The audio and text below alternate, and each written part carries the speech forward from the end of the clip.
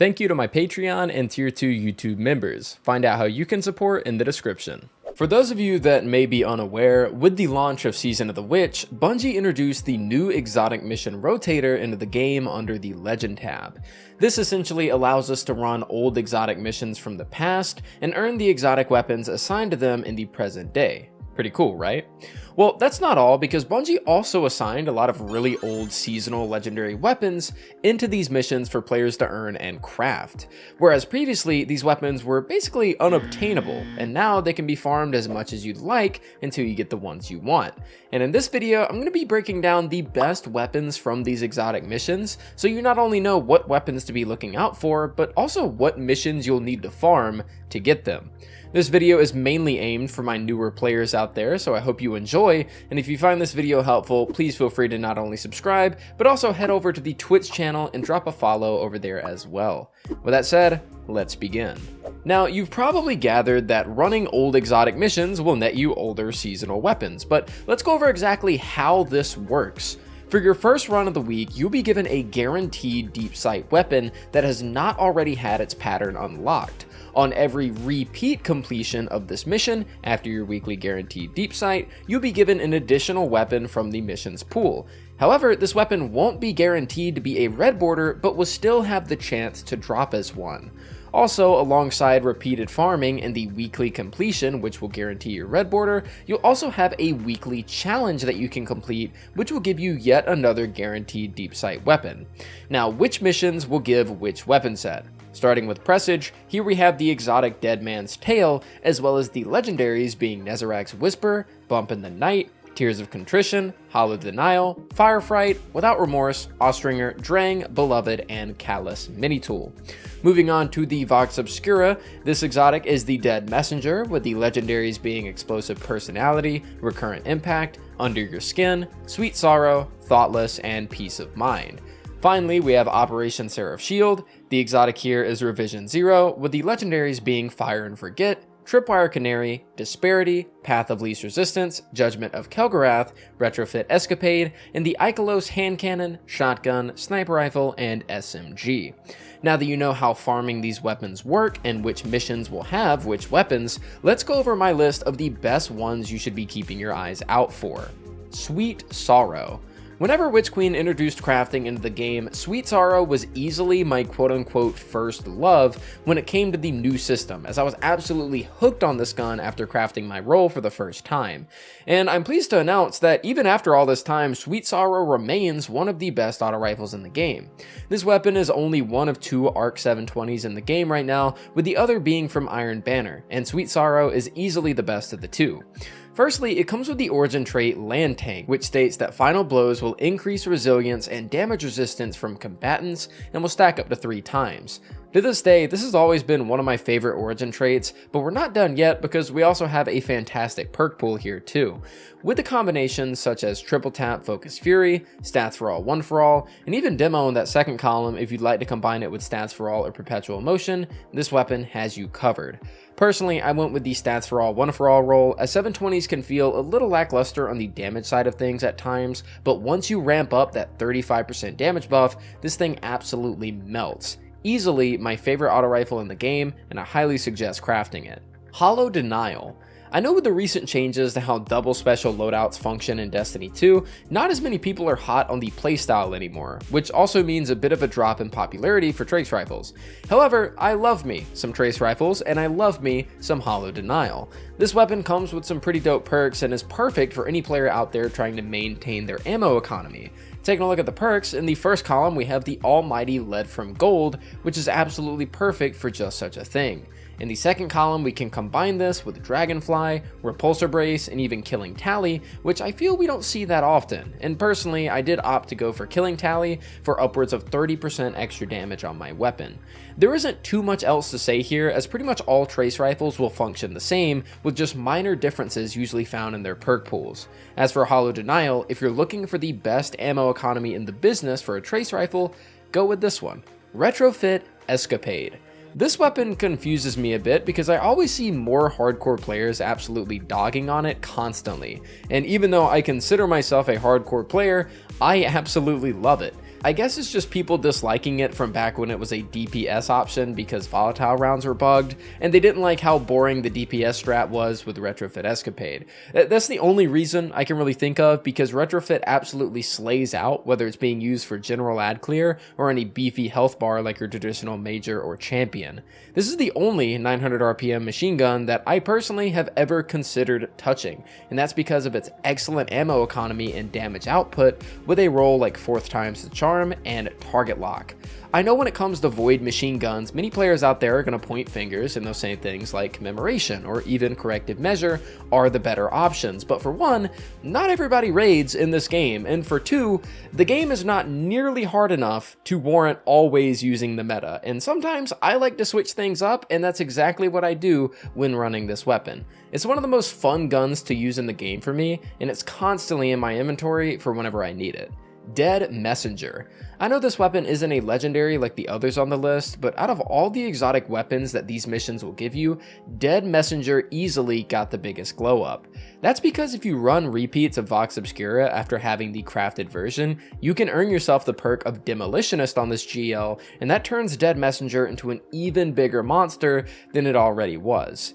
Yes, I know that forbearance exists, but for those of you that either don't have that weapon or have an exotic slot that's free and want to generate an ungodly amount of grenade energy, I highly recommend jumping back into Vox Obscura. Even if you already have the weapon, get it crafted and get it upgraded with this crucial perk. CALUS Mini Tool. This one probably doesn't need too much of an introduction, but for those that haven't heard of it, CALUS Mini Tool is easily one of the best SMGs the game has ever seen. This is not only because it's in a very meta archetype for SMGs, that being 900s, but also because it combines two things that are crucial in regular PvE gameplay: survivability and ad clear.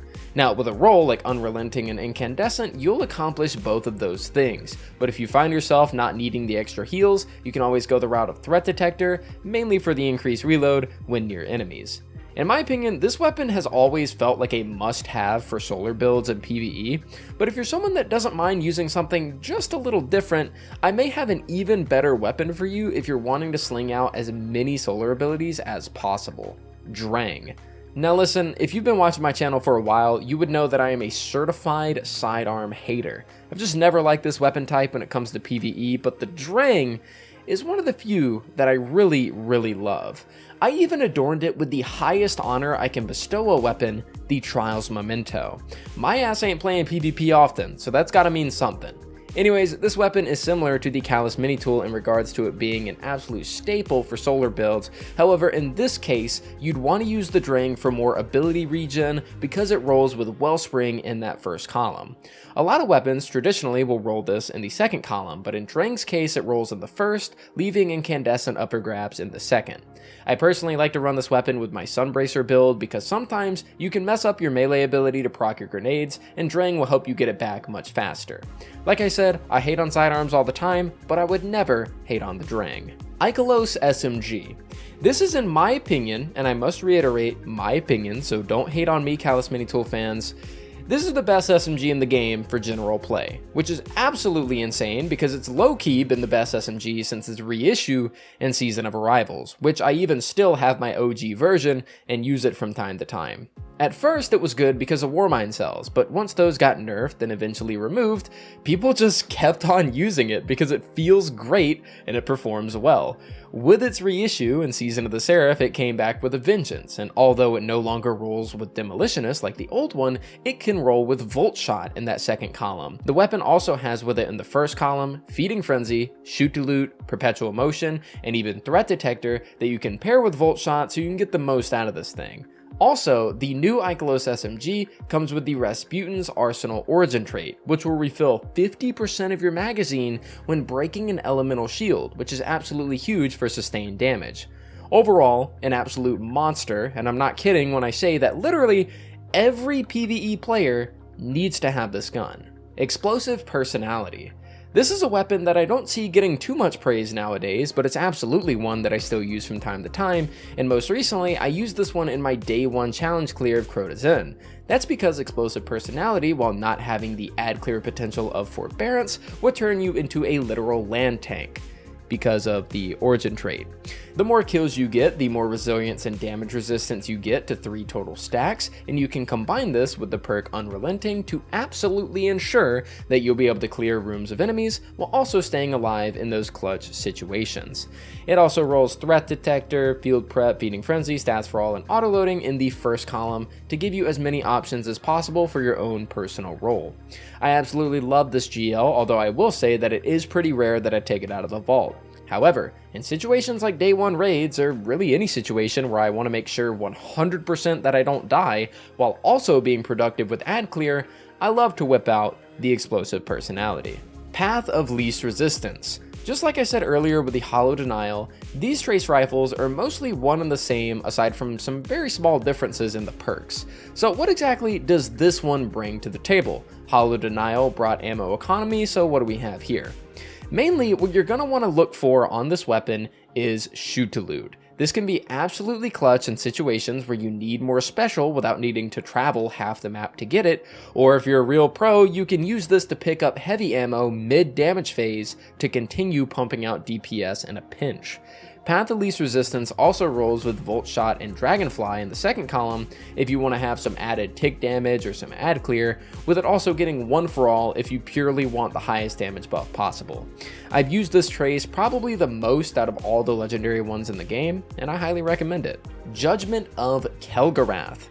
I know it seems a bit weird to have a glaive on this list, but I absolutely love this one. Back in Season of the Seraph, the Season Pass actually featured a god roll of this glaive, and I started using it pretty early on, and it became a staple of my loadouts. The reason I like this thing so much is I believe it's the only glaive in the game that you can craft with the perk Close to Melee. Close to Melee is a pretty big deal because if you can get a kill with the glaive projectile shot, it will then increase the glaive melee damage by 30% for 10 seconds, and dealing projectile or melee damage after the buff is active will continue to extend the timer. This makes the glaive weapon type as a whole just feel so much better when the actual stabs are able to deal damage, and you can also pair Close to Melee with Demo and even Overflow. Honorable Mentions. Now, those are the main 10 that I'd recommend from the Exotic Mission Rotator, but I also have a few honorable mentions that I'd like to fire off real quick. First is the Thoughtless Sniper Rifle. This can roll with Overflow and Firing Line, and the only reason that I'm listing it as an honorable mention is because you can get this exact same roll on the Seasonal Stasis Sniper, which would be much easier to farm right now. Next, we have the Fire and Forget. Linears aren't all the rage like they used to be, but this could be a very solid pickup for you if you're running a Stasis Surge activity. The weapon rolls Field Prep paired with Frenzy as well as Focus Fury. And after that, we have Under Your Skin and Tripwire Canary. I know there are some people that love legendary bows in PvE, but I'm going to keep it a stack. There's never a real reason to run legendary bows in PvE over the exotic ones. That said, they do get some good rolls. Under Your Skin can get Archer's Explosive Head or even Successful Warm-Up, and the Tripwire Canary can get Archers and Dragonfly in the first column, which can be paired with Explosive Head or Frenzy.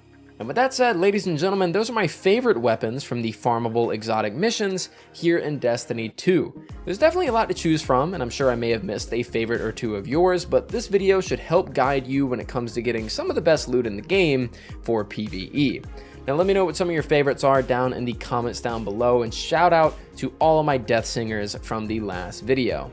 Thus far, every video this season has been performing phenomenally, and the support on Twitch has also been incredible, so I really cannot thank you guys enough for all the love. This week should be content packed with live streams and more videos, so definitely stay tuned. The word of the day today is going to be ginger, and I'll be interested to see how you guys weave that into your comments for the next video. Anyways, I love you all so much. Thank you all so much for watching, and I'll see you guys next time.